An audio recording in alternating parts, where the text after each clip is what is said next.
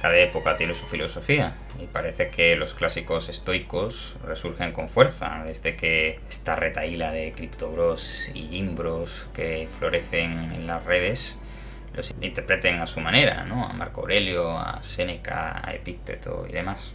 Y es un fenómeno que, a mi juicio, puede analizarse en un contexto más amplio, en un catálogo de personas que podríamos llamar ascetas resentidos.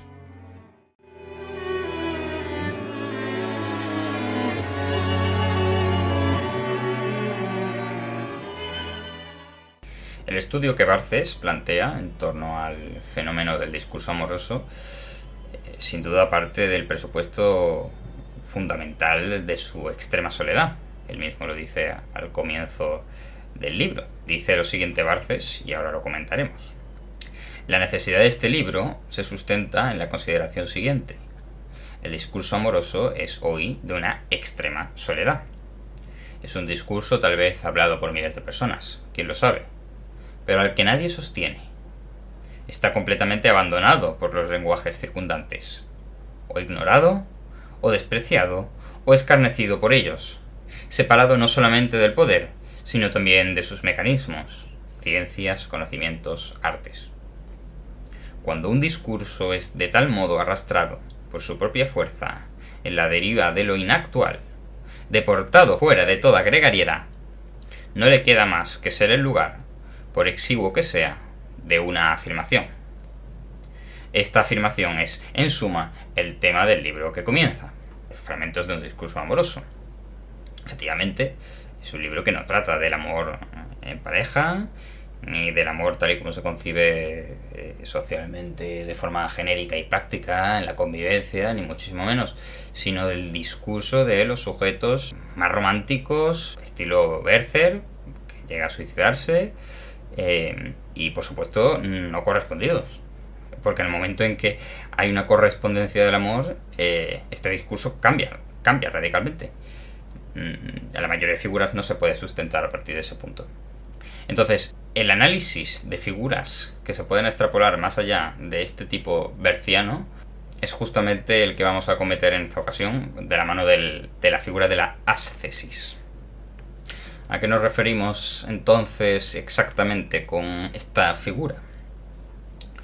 Bueno, pues bien por sentirse el sujeto enamorado arrepentido, culpable, o bien por simplemente querer llamar la atención del objeto amado, aquel puede emprender una deriva de autoflagelación, de castigo, de mutilación, de disciplina monacal, como estos libros, sin duda, de frugalidad cínica. En lugar de recordar, el sujeto pasa al acto por y para el otro, no como síntoma, sino completamente volcado a la visión del otro. Dice Barthes: al ceñirse el sujeto a la imagen, al otro, sus actos más solitarios, secretos, interiores, siempre están sometidos a la mirada de ese otro y se dirigen hacia él. Bajo el paraguas del psicoanálisis, en su extremo más acusado, hablaríamos del llamado acting out, que Lacan describe de la siguiente manera. Dice, poco oscuramente, como si parece Lacan: el acting out es esencialmente algo en la conducta del sujeto que se muestra, pero donde lo que se muestra esencialmente como distinto de lo que es. O también se puede ver como la forma más pura de transferencia. Dice transferencia salvaje, sin análisis. Transferencia como represión del inconsciente. Se estropea a sí mismo el sujeto enamorado para, como dice Barthes, declararle al otro: regresa, mírame, mira lo que haces de mí. Es un chantaje. Pongo frente al otro la figura de mi propia desaparición, tal como se producirá seguramente si no cede. Y añade Barthes, entre paréntesis, si no cede, ¿a qué? Pero vamos a pararnos un poco más en todo esto porque exige un análisis detallado. En primer lugar, hemos dicho que el sujeto enamorado puede proceder a la ascesis por cierta culpabilidad. A veces incluso esto puede suceder porque encuentra al otro banal, insulso, insignificante, y por eso se culpa a sí mismo de haberse subordinado a ese ser banal. Entonces, de alguna forma, si toda tu energía vital se ha subordinado al otro ser y el otro ser no lo merece, tú tampoco mereces, y por tanto acabas en una mutilación de tu propio yo, o un cierto estropeamiento de mi propia persona. Porque si total amo a una persona que no vale tanto, es que yo no valgo tanto y me voy a demostrar que no valgo tanto. Sin embargo, como digo, no es necesario que se dé este caso de la culpabilidad. A veces simplemente es una victimización que se realiza para llamar la atención del otro. Ahora, lo curioso es que esa forma de llamar la atención del otro procede por medio de la desaparición del yo respecto del otro, es decir, la anulación de la relación. Yo desaparezco de mi relación contigo y entonces de alguna forma te transmito la idea de que yo estoy haciendo algo doloroso, austero, debido a que tú me has hecho daño. Por tanto, necesito tu atención, necesito que vuelvas a mí.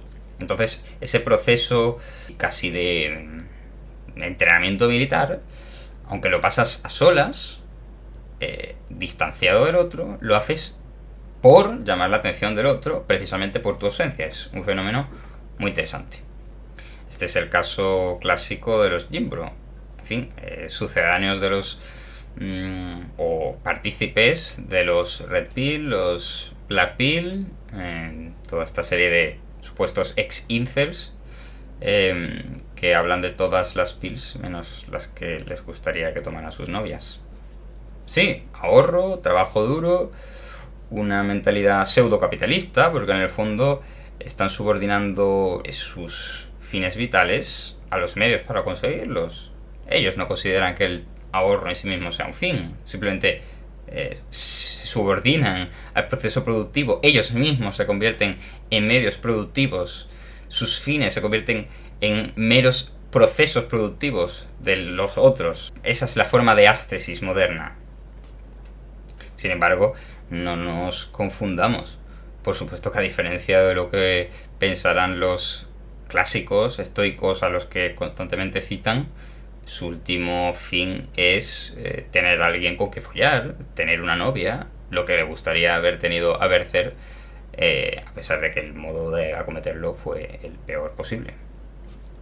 Esto lo explicó ya muy bien Ernesto Castro en cierta ocasión. Él comentaba cómo el estoicismo moderno se ha reducido a si eres capaz de hacer 200 dominadas de una vez, si eres capaz de tirar más de 150 kilos en press banca, pues entonces eres un hombre de verdad, eres un verdadero romano, como Marco Aurelio, y si no, pues tío, ponte las pilas. Lo que en realidad se esconde es este sucedáneo del acting out freudiano y lacaniano. Que a cada historia de Jimbro en realidad subyace un fracaso preamoroso, postamoroso, pero en cualquier caso fracaso que inconscientemente, en lugar de recordar, en lugar de rememorar, canalizan por medio de también un discurso, por supuesto, autoflagelatorio, pero sobre todo acciones autoflagelatorias. Y por eso digo que esta figura de las tesis es mucho más genérica, digamos, al común de los mortales, que la de otras figuras estudiadas por Barthes, debido a que la identificación con las tesis pues la pueden acometer Jimbros, Criptobros, en fin, Yados, que sea. Mientras que la figura del anulamiento, pues la anulación, pues quizá les resulte lejana. Por eso me parece también interesante hacer este análisis. Pero comentemos otra cuestión. Ástesis no tiene por qué entenderse de una forma tan extrema, ¿no? He hablado de mutilación, de castración, incluso, por supuesto, de forma metafórica. Barthes también habla de una ástesis más suave, y la escribe de la siguiente forma. Dice: será un retiro apacible, justo ese poco de retiro necesario para el buen funcionamiento de un patético discreto. Es decir, vivir aferrado a la seguridad del retiro, donde es posible amar sin ver ni oír, sin relacionarte en convivencia con la otra persona, y en definitiva poder seguir engañándote a ti mismo como hacía Bercer, efectivamente. Es por eso interesante lo que dice ese paréntesis que hace Barthes cuando comenta qué cesión espera el sujeto enamorado que le haga el sujeto amado. ¿Qué cesión? ¿A qué está esperando que le ceda? A menudo ni siquiera sabe lo que es de forma inmediata. Podemos decir que sí, que es una entrega, pero a menudo es el propio sujeto el que se anula, no permitiéndose ni siquiera la posibilidad de esa cesión por parte del otro. Esta última descripción, de todas formas, del amante se circunscribe a unas pocas personalidades. Concretamente voy a utilizar el criterio de Claudio Naranjo, de personalidad envidiosa, melancólica, masoquista. La envidia aquí se puede entender más como, en términos freudianos, envidia del pene o incluso envidia de la vagina. Claudio Naranjo propone el término envidia del género, es decir, un sentimiento de superioridad del otro género con respecto al propio. Ya sé que en cualquier caso, aunque la clasificación de la personalidad de Naranjo, los eneatipos, sea bastante cercana a la del DSM-4, bueno, pues evidentemente no es científica, ni muchísimo menos, pero bueno, aquí tenemos el ejemplo precisamente en Roland Barthes de que a la filosofía eso le importa muy poco. Y realmente, ¿a qué filósofo le importa si una teoría psicológica es o no científica? Eso le importa muy poco a la filosofía. ¿Qué más nos da que los conductistas se autodeclaren científicos? De acuerdo con esa, entonces, clasificación de la personalidad, pues sí, los Gimbros no tiene por qué adscribirse a la personalidad envidiosa. A veces simplemente pues son más robóticos, irascibles. Esto sería el eneatipo 1, son muy disciplinados. O bien más vanidosos, orientados mercantilistamente, incluso. Su propio cuerpo y, en fin, todo lo que hacen en su actividad. Y claro, como la aparición pública de estas personalidades es mucho mayor que la de los 4, pues esta figura en concreto nos resuena, nos parece familiar. En cambio, la que caracteriza al sujeto berciano está mucho más alejada, es precisamente, como dice Barthes, la del discurso solitario, la del que va en contra de la sociedad, precisamente porque viene de individuos que, como vamos a estudiar ahora, se caracterizan por una introspección extrema que no les permite sacar a relucir lo bueno o lo malo que tiene dentro. Así, las principales víctimas en realidad de esta visión del amor de Bercer son solamente los del llamado eneatipo 4, que bueno, pues utilizan esta forma de victimización silente, cómoda, les resulta sencilla, discreta también, y utilizan el sujeto enamorado de alguna forma para poder justificar ese retiro. Si no tuvieran esa justificación, ni siquiera podrían justificar una vida tan retirada del otro. Suscitan el sentimiento de conmiseración, tienen una obsesión con el otro, y sin embargo el método que utilizan, de nuevo el de la conmiseración, es el menos efectivo de cara a que uno sea amado más que de forma compasiva, que no es precisamente lo que querrían de todas formas. Dice Claudio Naranjo lo siguiente, en una descripción que me parece adecuada, cuanto menos, del tipo berciano. Dice: deberíamos evocar, más allá del sufrimiento que surge de una pobre autoimagen y la frustración de una necesidad exagerada, el uso del dolor como venganza y una esperanza inconsciente de obtener el amor mediante el sufrimiento. Todo esto en Carácter y Neurosis, en el apartado dedicado a el eneatipo 4. Y añade después: aquí el individuo aprende a conseguir una atención negativa mediante la intensificación de la necesidad, que opera no solo de manera histriónica, por amplificación imaginativa del sufrimiento y de su explosión, sino también orientándose a situaciones dolorosas, es decir, mediante un curso penoso de la vida. Hasta aquí Naranjo. Por eso, precisamente, se meten de lleno en la vida estética. Creo que queda así bien enmarcado el tipo que representa el Berserk y que en general es transversal a todas las figuras que analiza Barthes en este libro, y que no se aplica, como en este caso sí, el de la ascesis, no se aplica genéricamente a otras personalidades.